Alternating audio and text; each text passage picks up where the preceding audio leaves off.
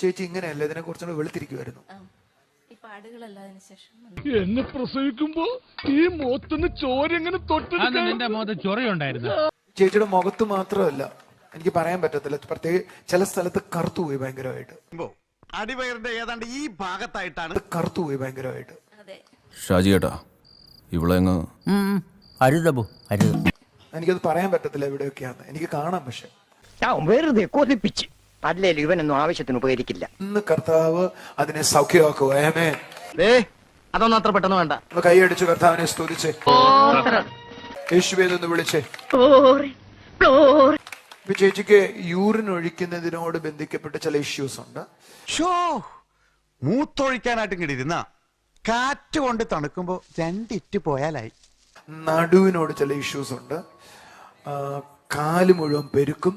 ഇവിടെ ഞരമ്പുകളെല്ലാം ബുദ്ധിമുട്ടവർക്ക് കഴിഞ്ഞില്ലേടാ ഇതുവരെ. ചിലപ്പോ നടക്കുമ്പോ ആടിപ്പോകും. 2 പല്ലൂടി എടുത്താലോ? അതിനേക്കാൾ നല്ലത് എന്റെ ശവം എടുക്കണതല്ലേ. നിന്റെ ശരീരത്തിൽ ഏതൊരു ഭാഗത്തൊരു കടല പോലെ ഉണ്ടാവും. കടല പോലെ എന്ന് പറഞ്ഞാൽ ഒരു മഞ്ചാടി കുരുവിനോ നെല്ലിക്ക പോലെയുള്ള വെണ്ടയ്ക്ക പോലത്തെ ഈ നെഞ്ചിന്റെ സൈഡിലായിട്ട് വല്ല കട്ടിയോ ഈ കക്ഷവും ഈ സൈഡും ഇരിക്കുന്നുണ്ട് എവിടെ? മൈക്കിൽ കൂടെ വിളിച്ചു പറയാതെ നിർത്താൻ പറ്റുമോ? വിളിച്ചു പറയാതിരുന്ന ഫലം കുറയും. ഫലം ഇത്തിരി കുറഞ്ഞാലും വേണ്ടില്ല, വിളി വേണ്ട. അത് നെല്ലിക്കയുടെ വലിപ്പേ ഉള്ളായിരുന്നു, പക്ഷെ ഇപ്പൊ അത് വലുതായി വരുവാ. അത് മാത്രമല്ല, അതിന്റെ താഴെ ഈ ഇടയ്ക്ക് ഞെക്കി നോക്കിയപ്പോ എന്തോ ഒരു സാധനം ഉള്ള പോലെ തോന്നി. അതങ്ങനെ വരൂ, അതങ്ങനെ സംഭവിക്കൂ. ഈ ലോകത്തിന്റെ ഒരു പോക്കേ. ഒരു നല്ല ആമീൻ പറഞ്ഞു. ഈ ചേച്ചി ഒന്ന് ടോട്ടലി സൗഖ്യമാകാൻ പോവാണേ. ഞാൻ ഈ ചേച്ചി നോക്കുമ്പോ ചേച്ചിയുടെ യൂട്രസിന്റെ ഫംഗ്ഷൻ കാണാം. ആണോ? ഭയങ്കര. ഇതൊരു പ്രശ്നമുള്ള കാര്യം പറയാം. നമുക്ക് ഇങ്ങനെ സെന്റർ വശത്ത് തൊടുമ്പോഴേ അവിടെ ഭയങ്കര വേദനയാണ്. തന്റെ ചെറുകുടലും വൻകുടലും പിണഞ്ഞു കിടക്കുക. അങ്ങോട്ട് അണ്ടർവെയറിന്റെ വള്ളി കയറി പിടിച്ചിട്ട് ചെറുകുടലും വൻകുടലും. ഞാൻ ഈ ചേച്ചിയെ നോക്കിയപ്പോഴേ ഇവര് ബാത്റൂമിൽ പോയിരുന്നു മുക്കുന്നത് കാണാം.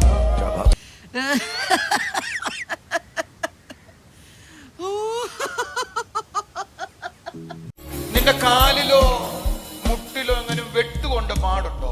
അരിവാള് വെച്ച് വെട്ടിയ വെട്ട്, ആ വെട്ട് ഇപ്പോഴും അവിടെ തന്നെ ഉണ്ട് വലിയേട്ടാ. ഈ വെട്ട് എല്ലാവർക്കും ഉള്ളതാ. എന്റെ വൃഷണങ്ങളുടെ ഇവിടെ ഒരു തടുപ്പുണ്ടായിരുന്നു.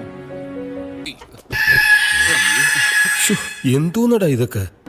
മൂത്രം ഒഴിക്കുന്ന ഭാഗത്ത് വല്ല തടുപ്പുണ്ടായിരുന്നടാ. ഞരമ്പുകളെല്ലാം കൂടെ കട്ടയായിട്ടിരിക്കുന്ന പോലെ ഉണ്ടായിരുന്നു. നിന്റെ ചാട്ട എങ്ങോട്ടാണെന്നൊക്കെ എനിക്ക് മനസ്സിലാകുന്നുണ്ട്. ആ വെള്ളം അങ്ങ് വാങ്ങി വെച്ചേക്ക്. ശ്രദ്ധിച്ചിട്ടില്ല. എടാ, ഞാനിത് പറയുമ്പോ വീണ്ടും എന്നെ കാണിക്കുന്നേ. ഇല്ലെന്നാണോ ഉണ്ടെന്നാണോ? എനിക്ക് 1233 പ്രശ്നമുണ്ട്. എല്ലാം തന്നോട് പറയണമെന്നുണ്ടോ? നിനക്ക് പറയാൻ നടക്കുന്നുണ്ടോ? എന്നെ കഷ്ടല്ലേ? Common sense ഇല്ലാത്തതിന്റെ കുഴപ്പേ. അല്ലെങ്കിൽ ബുദ്ധി പറഞ്ഞു കൊടുക്കാൻ അവൻ ആരെങ്കിലും വേണ്ടേ? ആകെയുള്ള ഒരു തൊട്ടി കൂട്ടുകാരൻ, പിന്നെ ഒരു തോൽവി അയൽക്കാരനും. നാണക്കാടല്ല, ഞാൻ ശ്രദ്ധിച്ചിട്ടില്ല. ഒത്തില്ല. ആ മൂപ്പര് ഒപ്പിക്കാൻ നടക്കുക. ഇമാതിരി തീട്ട കേസുമായിട്ട് എന്റെ സ്റ്റേഷനിലോട്ട് വന്നേക്കരുത് കേട്ടടാ. കർത്താവിന് വേണ്ടി കൊടുക്കണം എന്ന് ആഗ്രഹിക്കുന്ന എത്ര പേരുണ്ട്? നമുക്ക് ഈ ഹോളിന്റെ വാടക നിങ്ങൾക്കറിയാം, 30,000 രൂപയാണ്.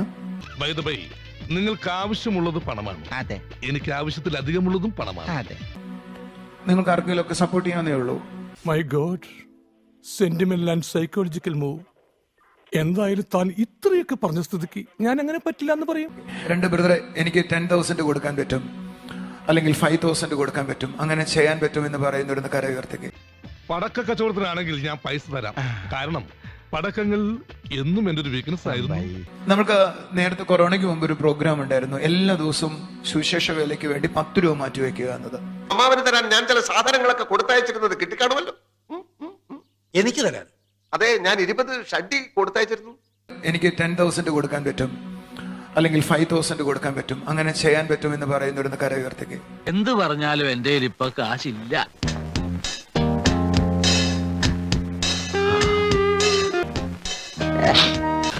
എല്ലാവർക്കും സന്തോഷമായല്ലോ? എനിക്ക് സന്തോഷമായി. എല്ലാവർക്കും പിരിഞ്ഞു പോവാം.